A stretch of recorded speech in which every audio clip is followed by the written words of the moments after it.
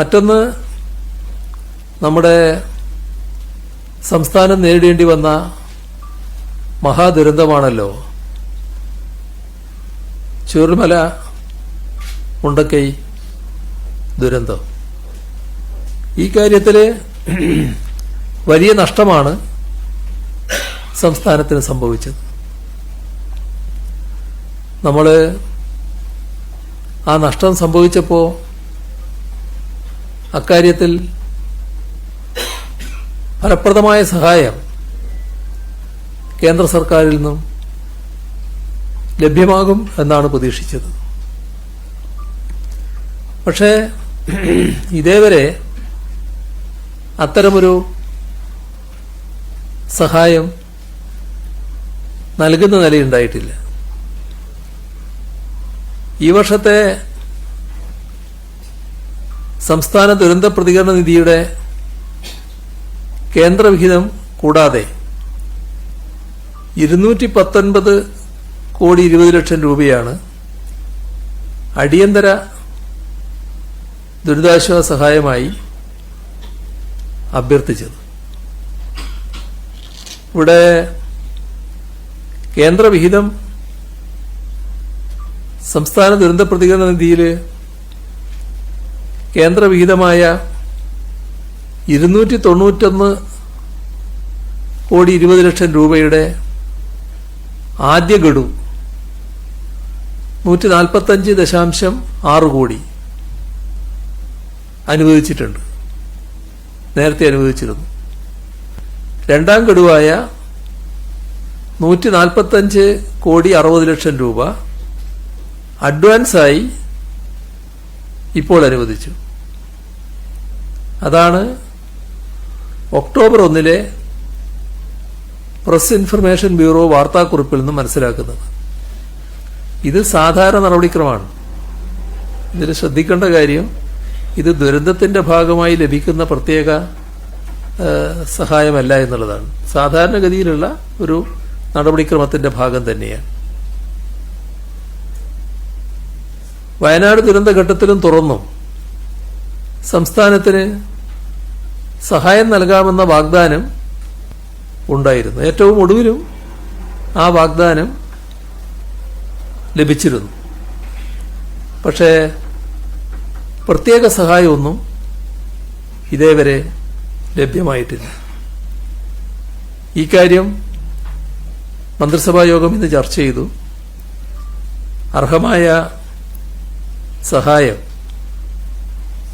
എത്രയും വേഗം ലഭ്യമാക്കണമെന്ന് കേന്ദ്രത്തോട് ഒന്നുകൂടി ആവശ്യപ്പെടാനും കേന്ദ്രത്തിന്റെ ശ്രദ്ധയിൽ ഈ വിഷയം ഗൗരവമായി കൊണ്ടുവരുന്നതിനും മന്ത്രിസഭാ യോഗം ഇന്ന് തീരുമാനിച്ചിട്ടുണ്ട്. ഇവിടെ വയനാട് ഉരുൾപൊട്ടലിനെ തുടർന്ന് മാതാപിതാക്കള് 2 പേര് നഷ്ടപ്പെട്ടു പോയ 6 കുട്ടികളുണ്ട്. മാതാപിതാക്കളിൽ ഒരാൾ നഷ്ടപ്പെട്ട 8 കുട്ടികളുണ്ട്. ഈ 2 മാതാപിതാക്കൾ നഷ്ടപ്പെട്ടു പോയ 6 കുട്ടികൾക്ക് 10 ലക്ഷം രൂപ വീതം, മാതാപിതാക്കൾ ഒരാൾ നഷ്ടപ്പെട്ട 8 കുട്ടികൾക്ക് 5 ലക്ഷം രൂപ വീതം നൽകുന്നതിന് മന്ത്രിസഭാ യോഗം തീരുമാനിച്ചിട്ടുണ്ട്. വനിതാ ശിശു വികസന വകുപ്പാണ് ഇത് ഈ കുടുംബങ്ങൾക്ക് നൽകുക. അതേപോലെ തന്നെ അവിടെയുള്ള പുനരധിവാസവുമായി ബന്ധപ്പെട്ട് സ്ഥലം കണ്ടെത്താനുള്ള തുടർച്ചയായ ശ്രമങ്ങൾ നടന്നുകൊണ്ടിരിക്കുകയായിരുന്നു. ഇവിടെ ഏറ്റവും അനുയോജ്യമാണെന്ന് ഇപ്പോൾ കണ്ടെത്തിയിട്ടുള്ളത് 2 സ്ഥലങ്ങളാണ്. ഒന്ന് മേപ്പാടി പഞ്ചായത്തിലെ നെടുമ്പാല എസ്റ്റേറ്റ്, രണ്ട്, കൽപ്പറ്റ മുനിസിപ്പാലിറ്റിയിലെ എൽസ്റ്റോൺ എസ്റ്റേറ്റ്. ഈ രണ്ടിലും മോഡൽ ടൗൺഷിപ്പ് നിർമ്മിക്കാനാണ്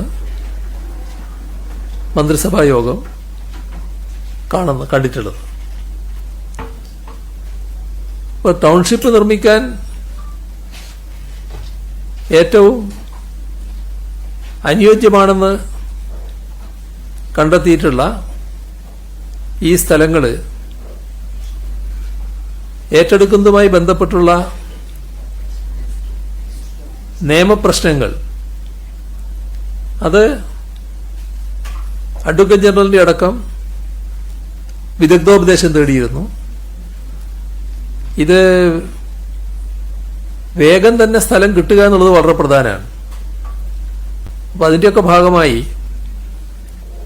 ഇപ്പോൾ കണ്ടിട്ടുള്ളത് ദുരന്ത നിവാരണ നിയമം 2005 പ്രകാരം പൊസഷൻ ഏറ്റെടുക്കുന്നതിനാണ് മന്ത്രിസഭ അനുമതി നൽകുന്നത്.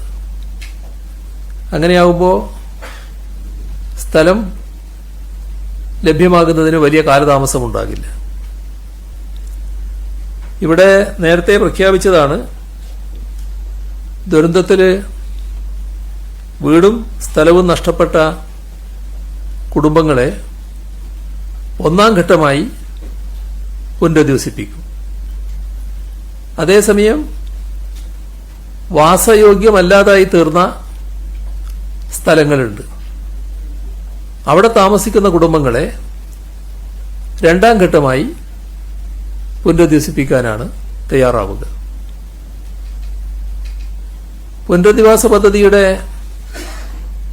1ഉം 2ഉം ഘട്ടങ്ങളിൽ ഉൾപ്പെടുന്ന ഗുണഭോക്താക്കളുടെ കരട് പട്ടിക വയനാട് ജില്ലാ കളക്ടർ പ്രസിദ്ധീകരിക്കും.